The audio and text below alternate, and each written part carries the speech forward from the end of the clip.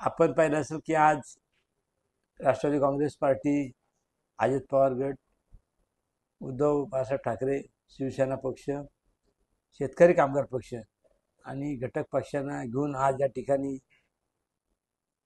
ह्या पर्यटन विकास आघाडीच्या उमेदवारी मला मिळाल्यानंतर आजचा उमेदवारी अर्ज भरण्याच्या पहिल्या दिवशी या ठिकाणी संपूर्ण शहरातून सर्वच पदाधिकारी असतील, कार्यकर्ते असतील आणि सर्व नेते मंडळी असतील या ठिकाणी येऊन अतिशय उत्साहाच्या वातावरणामध्ये जल्लोषामध्ये छत्रपती शिवाजी महाराज स्मारकाला पुष्पहार अर्पण करून आमच्या या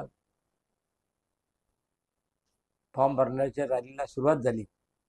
आणि आपण पाहिलं असेल प्रचंड उत्साह, महिला असतील, तरुण वर्ग असतील आणि अनेक बुजुर्ग लोक या रॅलीमध्ये होते. आणि हा फॉर्म भरत असताना अतिशय आनंद होतोय की शेवटी हा विश्वास आदरणीय राष्ट्रवादी काँग्रेस पार्टीचे सर्व राष्ट्रीय अध्यक्ष, राज्याचे उपमुख्यमंत्री अजितदादा पवार असतील, प्रदेशचे अध्यक्ष, आमचे मार्गदर्शक रायगडचे खासदार आदरणीय सुनील तटकरे साहेब असतील, त्याचबरोबर उद्धवजी ठाकरे साहेब असतील, त्याचबरोबर शेतकरी कामगार पक्षाचे नेते आदरणीय जयंतभाई पाटील असतील आणि साऱ्या ह्या मंडळींच्या मार्गदर्शनाखाली आजच्या ह्या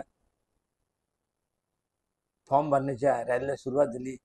आणि मग सुधाकर भाऊ ह्या जिल्ह्याचे अध्यक्ष म्हणून चांगलं काम करतात, त्यांच्या नेतृत्वाखाली अतिशय उत्साहामध्ये ही फॉर्म भरायला आम्ही नगरपालिकेमध्ये येत असताना आपण पाहिलं प्रचंड जल्लोष तरुणांमध्ये होता, आमच्या पदाधिकाऱ्यांमध्ये होता, महिला भगिनींमध्ये होता.